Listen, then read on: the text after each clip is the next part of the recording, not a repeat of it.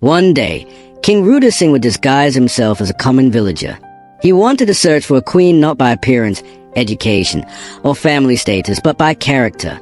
Wearing simple clothes and no crown, he walked into one of the rural villages in his kingdom, hoping to meet the women of the land and quietly observe their hearts. As he approached the small path, he saw two young women returning from the well with jars of milk water on their heads. The first girl was the daughter of the local chief, a proud and elegant girl, known for her beauty and pride. The second girl was her maidservant, a quiet, humble girl raised by her grandmother, who worked in the chief's household since childhood. The disguised king politely asked for a little water. The chief's daughter looked him up and down with disgust and said, "Go get your own. I'm not here to serve dirty strangers." She walked away arrogantly, laughing, but the maid, embarrassed by her mistress' behavior, stopped. With gentleness, she poured some of her water into a small calabash and handed it to the stranger. She added softly, "You must be tired. Everyone deserves kindness." The king said nothing, only smiled. That night, he returned to his palace. Weeks later, the village was shaken by a royal procession. Soldiers and messengers arrived, announcing that the king had chosen his bride from among them. To everyone's shock, it was not the daughter of the chief. It was a humble maid. She gave water when I was thirsty. She gave respect when I had no crown. That is the heart of a true queen, the king declared. She married the king, but the real battle was just beginning. On the day Keza walked through the palace gates as queen, dressed not in diamond but in modest silk gifted by the villagers, whispers followed her like shadows. She smiled with humility, but her hands trembled. The nobles bowed to the king, but not to her. In the background, laughter stirred like poison in the air. "She doesn't belong here," one noblewoman muttered, not bothering to whisper. Inside the golden palace walls, Keza felt smaller than ever. The marble floors echoed her footsteps, but never her voice. No one greeted her. No one sat with her. Even the palace staff, once warm to her in the village, avoided eye contact. In the royal dining hall, she dined alone while the king handled affairs of state. She left half her food untouched.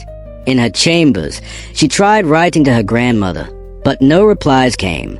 She knelt by her bed, praying not for herself but for strength to love those who hated her. Word began to spread, not of her kindness, but of her past. The nobles called her the Barefoot Bride. The daughters of chiefs rolled their eyes as they passed her. One of them, the daughter of the very chief who once refused water to the disguised king, had secretly entered the palace as a new maid. She smiled politely at Keza, but behind her eyes burned jealousy. One evening during a ceremonial banquet, that same girl walked behind Keza and accidentally spilled red wine all over her dress. Gasps filled the room. The girl laughed lightly and said, "Sorry, my queen. I forgot you were important now." Some nobles chuckled. The king looked up, his jaw tightening, but said nothing. That night, the king summoned his advisors. His voice was steady but cold. "You may mock her, but she holds a crown. You may test her, but she is already past mine. One day, you will kneel with respect, or I will rule without you." The next morning, while the palace still slept, Keza rose before the sun. Disguised in a simple veil, she walked to a forgotten village where mothers struggled and children shared one book among 5. She listened.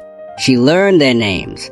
She handed out her own jewelry to help buy school supplies and promised to return every month.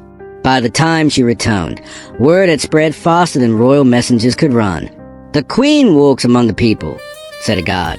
"She gave her own bracelets to build a well," said a farmer. "She's like one of us." Inside the palace, silence replaced laughter. Even the chief's daughter lowered her eyes when Keza passed. They mocked her crown, but her heart was made of gold. And gold always rises. Just when the kingdom began to embrace her, Queen Keza vanished. It happened on a quiet morning. The palace awoke without its queen. Her bed was untouched. Her slippers were neatly placed.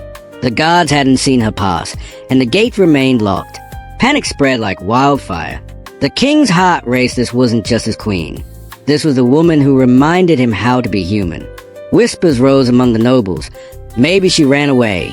Palace life was too much for a village girl. Others hinted darker things.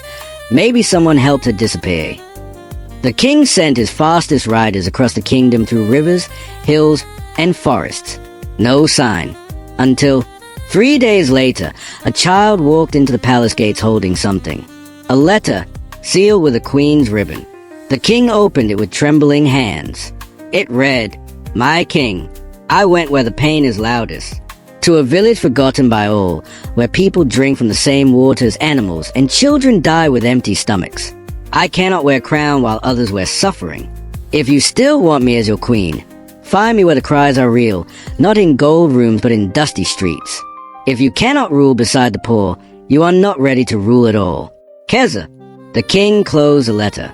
His eyes filled with tears the kingdom had never seen. Without a word, he removed his royal robes, wrapped himself in a traveler's shawl, and left the palace. By nightfall, he stood in the broken village. There she was, no crown, no throne, kneeling beside a sick child, wiping his forehead with a wet cloth. She looked up, and their eyes met. The king knelt too, not as ruler to subject, but as man to woman. Humbled, moved, changed.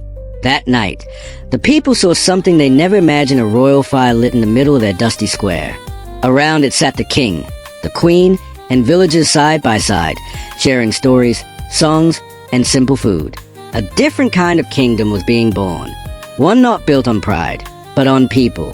The next day, the king returned not alone, but with the cries of the people etched into his soul. The palace would never be the same again, and neither would he. A storm brewed quietly over the kingdom, not with thunder or lightning, but with whispers, poison, and envy. Keza, now seated beside the king, had become a symbol of hope for the common people. But in the royal court, she was still seen as a stain on tradition. Her humility challenged their pride. Her past mocked their privilege. In the secret corners of the palace, a plan began to unfold. Ariella, once a rival, now publicly polite, approached Keza with a soft smile and an invitation. "There's a noblewoman arriving from the south tomorrow. She seeks your advice. Will you meet her?" Keza, ever willing to help, agreed. The next morning, she left the palace with only 2 guards, heading toward a village house arranged for the meeting. But no noblewoman waited. The house was empty, dusty, silent. Then the door slammed. The guards disappeared. Keza was alone. A voice echoed from the shadows. It was General Mugabe, one of the king's oldest advisors. "You don't belong here, peasant queen. Go back to the dirt you crawled from." He stepped forward, holding a document with a royal seal. "Sign this. It's your resignation. Leave quietly, or tomorrow the people will see forged letters accusing you of treason." Keza's hands trembled. Her heart raced, but she did not cry. Instead, she looked General Mugabe in the eye and said, "Do what you must, but I will not betray the king, and I will not betray the people who believe in me." Back in the palace, the king noticed her absence. Panic rose in his chest. His orders thundered through the halls. "Find the queen, now!" That night, a loyal servant found her locked in the old stable, bruised but unbroken. She was brought back to the palace, and when she entered the throne room, her dress torn, her spirit shining, the people erupted in applause. King Rudasingwa stood. His voice roared, "Whoever laid hands on the queen has declared war on the crown." Guards arrested General Mugabe on the spot. Ariella vanished from the crowd. And in that moment, the people did not see a girl from a village anymore. They saw a leader, a survivor, a queen forged in fire. But as Keza stood beside the king, her eyes scanned the crowd and paused. A hooded figure stood silently at the back, watching, smiling. Someone else was coming. Someone more dangerous. And the battle for the crown had only just begun. Peace returned to the palace only on the surface. Keza, though healed in body, carried new scars in her soul. She walked through the halls with quiet grace, but eyes followed her now not with admiration, but with calculation. The king remained loving, yet tired. Rumors from distant provinces whispered of betrayal. Trade routes were being disrupted. Loyal chiefs were turning silent. One evening, during the royal banquet, Keza's cup of wine shimmered strangely under candlelight. A young kitchen maid noticed it first and panicked. She dropped a plate, causing a loud crash that echoed across the hall. Keza paused, then politely set her cup down. The king, sensing tension, stood. "What is happening?" The maid stepped forward, trembling. "Your Majesty, I saw someone in the kitchen pour something into the Queen's cup." The room fell silent. Keza's heart didn't race. It slowed. The king called the guards. "Seal the doors." The royal alchemist tested the drink. His hand shook as he bowed. "It's poison, a slow one, meant to cause illness over days, undetected." Whispers exploded across the room. The nobles fidgeted. Someone in that room had tried to kill the queen. The king turned to Keza, eyes wide with fury and fear. "You were right. Not everyone in this palace sees you as their queen, but I promise you justice will be done." A quiet voice came from the back. "I warned you, love blinds a ruler." It was Ariella, no longer hiding, no longer pretending. "I didn't poison her. But you should know this, Your Majesty. There are others. People who believe she weakens the throne. She's too soft, too kind. She opens a gate to peasants and closes the doors to our traditions." Keza looked at her, calm. "A throne built on pride falls, but one built on love stands forever." The king ordered a full investigation. Secret letters were discovered. A hidden alliance of nobles, led by General Mugabe's loyalists, was planning to overthrow Keza and perhaps the king himself. And as the sun rose the next day, the queen didn't stay hidden. She walked to the village with food, hugged the children, spoke to the mothers. She was not afraid to be seen, because the people were her army now. But in the deepest part of the forest, far from the palace walls, a mysterious traveler received news of the failed poisoning. He smiled coldly. "It's time I returned to the kingdom," he said. "The game is not over. It's just begun." The palace was still wet with the dew of battle. Lanterns flickered in the hallways where villagers now walked freely, some cleaning, others praying, and a few just marveling that they stood in the palace their ancestors had only dreamed of entering. The king lay in recovery, his wound deep but not fatal. Keza sat beside him, never once letting go of his hand. But while the kingdom sang of her bravery, she carried a silence heavier than any crown she had tasted what power could cost.